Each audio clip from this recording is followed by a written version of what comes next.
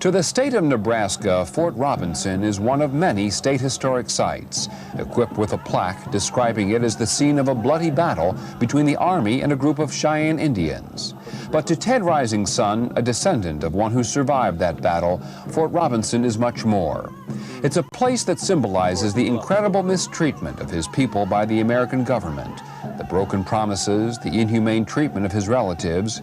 But Fort Robinson also symbolizes the feeling of reconciliation he's come to know through his involvement with the Northern Cheyenne Mennonite Church. Ted lives here in Busby, Montana, on the Northern Cheyenne Reservation, along with other Cheyenne descendants of those who battled the cavalry during the late 19th century. As the white settlers demanded more and more land from the Cheyenne, the Sioux, and other Plains tribes, conflict and fighting were inevitable.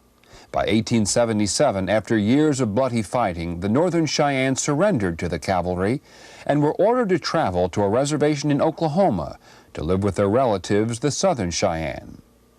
But the Northern Cheyenne wanted to stay in the Black Hills area and were willing to join their longtime ally and relatives through marriage, the Oglala Sioux, on a reservation in the Dakota area.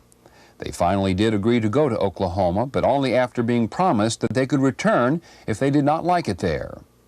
Ted Risingsun's grandmother, who was 12 years old at the time, was among the Cheyenne herded by the Army onto the Oklahoma reservation. They arrived in Oklahoma in 1877, and within a year, so many of them had gotten sick and were dying that it alarmed the people, and they wanted to go home. They had been told that to go down and try out Oklahoma Territory, and if they found that they couldn't live there, they could come home. So on the basis of that, they went and asked that they be returned north. But the answer was a denial. They said that the Indian agent or superintendent said that they could not come back home. But the superintendent asked for some time, and he said, give me some time for me to write to Washington, D.C. and see if you cannot be returned. Perhaps in 1 year, you'll be allowed to go back north. Little Wolf, the younger of the two chiefs, got to his feet and told the Indian agent, perhaps in a year there will be no Cheyennes to travel north. We want to go now, and we want you to know that we're going to go. He said, if you're going to set soldiers on us, let us get a little way from the agency before you set them on us. He says, because not all of us are leaving.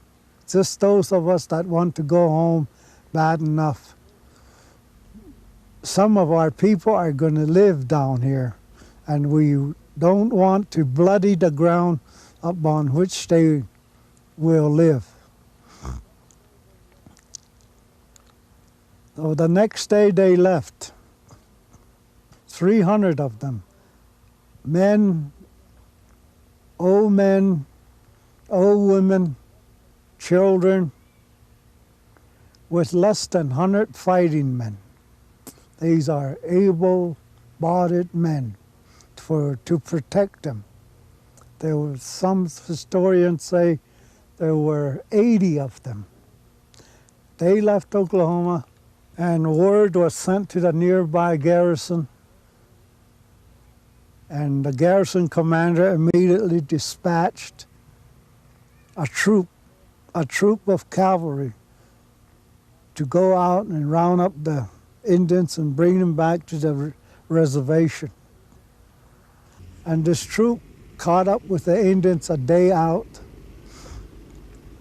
and the men that were with the group came out to meet them. They came out, confronted them, and they held the soldiers off while the rest of the people kept moving. To make a long story short,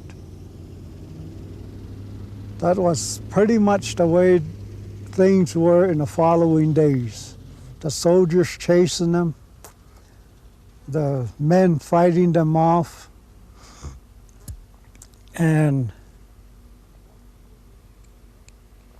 in the next 2 weeks, they fought through 5 lines of defense. The U.S. mobilized 14,000 troops against them. They fought and they kept moving at the same time. And in that way, they came up, they reached Nebraska. When they came to Nebraska and they ran out of fresh horses and their ammunition was running low, the leaders decided to split. The older people went with dull knife, while the younger people stayed with Little Wolf. Not long after they split, the group led by Dull Knife was surrounded by the Army and forced to surrender. The 14,000-man cavalry represented more than half of the entire number of U.S. Army troops in the country at that time. The small band of Cheyenne they had captured was led back to Fort Robinson. They were disarmed, but before they were disarmed, they